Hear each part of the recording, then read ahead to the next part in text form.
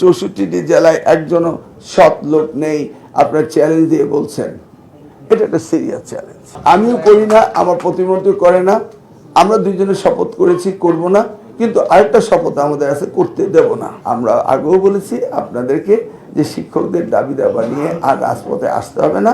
এই শিক্ষা মন্ত্রণালয়কে সবচেয়ে বেশি প্রায়োরিটি দিচ্ছেন আমাদের বর্তমান প্রধানমন্ত্রী।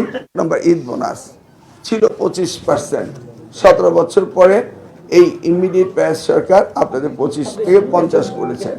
আমাদের মাননীয় প্রতিমন্ত্রী সাহেব বললেন মনিটারি বিষয়গুলো বাজেট অ্যালোকেশনের বিষয় রয়েছে, এটা আমরা পর্যালোচনা করব। আপনাদের দাবি মাননীয় প্রধানমন্ত্রীর কাছে উত্থাপন করা হবে, যেহেতু এটা নতুন বাজেট না।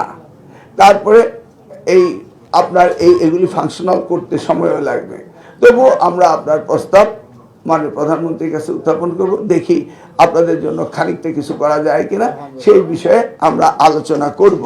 কিন্তু কনস্ট্রেইন আছে, আপনারা জানেন যে এটা নতুন বছর নতুন বাজেটে ইনক্লুড নেই, অনেক বিষয় রয়েছে।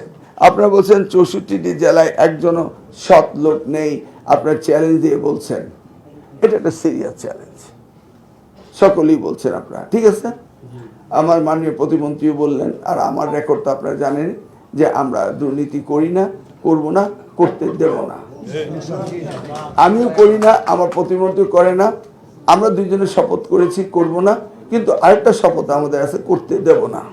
অবসর ভাতা নিয়ে বসবো এবং কল্যাণ ট্রাস্ট নিয়ে বসবো, এটা আমাদের এজেন্ডায় আছে। এই কয়েকটা দাবি আপনাদের আসছে, এই দাবিগুলো আমরা জানি। আপনারা আবার আমাদেরকে বললেন, আমরা এগুলি নিয়ে বসা শুরু করেছি, আমরা এগুলি নিয়ে কাজ করব, আপনারা নিশ্চিত থাকেন।